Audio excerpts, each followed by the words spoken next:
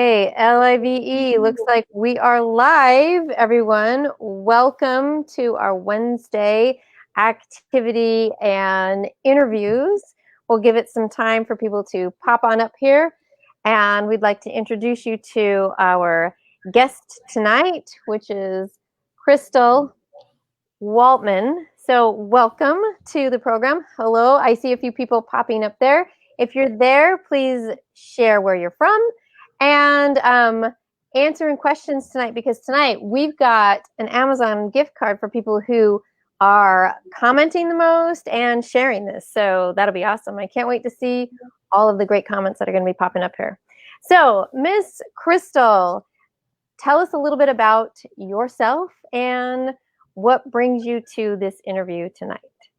Oh, well, thanks, April. Well, I've been watching your book tour, and it's been very inspiring how you still got out on the road and visit all the shelters and just helping women and carry the message. So I just want to congratulate you for that, and just what a great service you're doing to make the world a better place. Oh, you're very sweet. Thank you. It's been a lot of fun. So thank you so much. Yeah, so I decided to write a book at the age of 40. I could never picture myself at 40 or after. I lived a very fast life, careless and carefree, very reckless, damaging lots of things and people in my way. And I became sober after I surrendered, and that's how I decided to write a book and share the message. And I feel like I just have a second chance at life. And now I feel a greater calling to be of service to women everywhere, and by carrying the message of hope. I love that. The message of hope is sheer power. You have probably heard it in different aspects, especially when we've got really dark times, such as war, such as any kind of, like you mentioned, addiction or any kind of abuse. Without hope, all things are truly lost. So if you have that message of hope, and if you are bringing it forth to other people, it's just very similar to how I believe that is that light that is shining out, and people are attracted to it. So in that fast and crazy life, what brought you to your senses of understanding how to let go of that past and how to then, I mean, those are habits, those are lifelong types of experiences. It sounds like all of a sudden there was a change, or was this something gradual? Would you like to share that? Yeah, it was kind of gradual. If I was happy, so I trained hard and partied hard. You train. What do you mean by training? Like an athlete? Yes, I was a college softball player, a national champion. Things came very easy to me. I just did the same thing over and over again. And what it was playing on the field, playing in the dirt, winning, and then blacking out. And play hard, train hard, black out. It was really, there was no balance. Okay. And I had my first blackout at the age of 14. And it just continued through my teenage years and through college. It was just accepted within my group that I was in, that if we were winning and we were performing and we were producing, that's okay. You deserve it, you know. And really, I never developed the emotional skills to deal with my feelings, because if I was happy, I drank. If I was sad, I drank. So really not having the emotional intelligence to deal with feelings. So every time I got restless or uncomfortable, I would want to drink. And then fast forward to becoming a mother, taking off time to breastfeed, and then thinking that I healed myself because I had such a long 2-year time without drinking, and then starting to try to chase that high again, if you will, after I stopped breastfeeding, and my body just never metabolized it the same. It was just never the same for me. And as a mother, it's just not a good look. And, you know, I thought I was a better mother if I had a buzz, because I'd get down on the floor and play with the kids, and I was more carefree. But, you know, then that led to drinking and driving, which is one of my bottoms, you know, drinking and driving with kids in the car. I mean, I am so lucky I didn't kill myself or somebody else. Wow. That is an incredible piece of reality that you're sharing with us. And I'm sure in coming to that knowledge and being able to say it so boldly like you just have, I hope that empowers other women who I know their situations can be really intense with whatever it is that they're experiencing. I know for our groups with domestic violence, with any kind of abuse that's happening, a lot of the times those preferred methods of numbing out, of just hoping that the reality that they're living with goes away, is so hard because, like you know, it is this pull to do more, to want more, until you hit some type of a bottom. And so, yes, praise the Lord that the bottom came before it all fell out.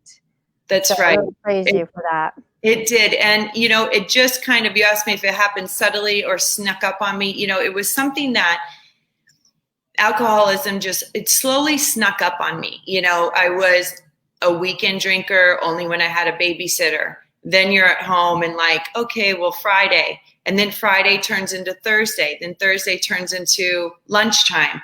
And then next thing you know, you're like thinking that you deserve a drink all the time. And then it just becomes part of your habit. And you can't get out of this downward spiral that you're in because you feel bad. And then, it can cause depression, or it can enhance depression if you have that at all. And you think that you're getting out of it because you feel just some ease to have that next drink. And really, and taking the alcohol away does not take away all the problems at all. Then the hard work starts, the emotional inventory of dealing with what's really going on in your life that you're not able to speak to. So when all of those things happened, I also know that through your story, you had things paired along with physical pain. So you've got this emotional pain that's been happening, and you are also working through and dealing with physical pain. So there's two of those types of pain. And I like how you say within your book that it's important to feel both. And I like that because when you are hitting with that reality and understanding how both are actually felt, then you can probably address it. Yes, I knew that I had back pain, and it started at the age of 18 in college softball. And that's where I started pain management and numbing the pain, or just pacifying it so you can keep playing and whatnot. And it wasn't until I got sober that I really knew how much pain I was in. So now, instead of being hungover on a Sunday, Monday in bed from a weekend of drinking, after becoming sober, I was in physical pain, and I realized how much my back was really hurting me. And I had broken my back in a couple places. Wow. And was living with it. And so then this back pain had me missing life. And then I was so scared to get back surgery because I've heard so many stories of people relapsing. And but looking back on it, it's like the alcohol pulled on my bones, which helps cause osteoporosis and just isn't a good recipe for strong bones. And so that alcoholism kind of caused my, played a part in breaking myself. And so my back was broken in a couple places. And then just one day, we had bought a new house. We were moving in. I had movers for a couple days. And after they left, I was just determined and just kept putting every little box away and wanted everything in its piece. 2 weeks into that moving process, I was lifting up a laundry basket, and pow, it was like somebody just shot me in the back. So literally the straw that broke the camel's back. I couldn't walk.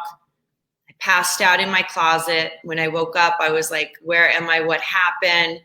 And then I was in surgery 3 days later because my foot was dragging. So I broke myself as all the way that I could. So then going through the process of healing, the doctor said, you have a great chance because you're healthy going in on it. But I was just so scared about the pills and the long surgery. But I stuck to the recovery protocol for getting a surgery and how to go through the pain pills and the pain management through that. And I came out on the other end. And had I known I would have been out of back pain, I would have gotten surgery a long time ago. Isn't that the most amazing thing? Now, to pair that with my groups and so many people that remain in abuse because it is, even though they're unhealthy habits, they're unhealthy relationships, they're what they know. Right. And when they finally escape and they make those exit plans and they get out and they see what's on the other side, they're almost like in awe to think, oh, I would have done this, so much more. I would have taken more opportunity to make that plan a lot faster, a lot sooner. And so even though these stories are possibly parallel, the connection piece, I think, are things that are eternal, where we have to come to this point of ourselves where we completely surrender. And when we do, like you did, you find this peace, this joy, the freedom from pain, even physical pain is the reward. And that is amazing. And like your book, abusive relationship, I was in an abusive relationship with myself. Oh, that's so powerful. It's so powerful to be aware that we can mistreat ourselves just as if someone else was doing that to us. And not thinking that I deserved to be out of pain, or not thinking that I deserved to have a voice in my household, or not being able, not thinking that I deserve. So like in my subtitle, I have, learn to love yourself. Yes. And how did you come to learn to love yourself? What did you do? What were the steps that you took and that you can share with all of us? Yeah, it was a rocky road, and I didn't think I could get there. I mean, I was in such a dark time, such a dark place. I just didn't think I could, but I have a plan. I prescribe to a step plan, and it's all about taking emotional inventory. So seeing what's going on, like I knew how to balance a checkbook. I knew how to count calories. I knew how to count macros, and I train people in the gym all the time, but never did I address the emotional part beyond the why. So the why of wanting to fit into a dress on a holiday party just wasn't enough, because that why went away. So once I found this process, and I went through a step program, and first is, step one is surrendering. Wow. Step two is asking for help, and then you got to believe in a higher power. And I never, alcohol brought me to my knees, and the step program brought me to God. There you go. When you had that understanding of how these steps and the effort it takes to get to each one occurred for you, when did you decide to share this story with all of us as you have in your book? What spurred that? Yeah, well, that's a great question. And because it's taken me a long time. And this book, I feel like I am writing this book was the most therapeutic thing that I could have done. I mean, because I was releasing all the shame and guilt before. I stayed in the rooms and told my story in the rooms and had full transparency with this group of people. But out here in the world, I wasn't sharing my full story. Interesting. And so writing this book was like outing myself. And it has been the most freeing thing that I've done. And I don't know what's going to happen with it. I don't know what kind of waves or ripples, the ripple effect that it might have. But for me, it's been nothing but a healing process. And I mean, I've already gotten back enough reviews. Like Kendall, I just launched this week. Thank you for having me on. You are welcome. You are welcome.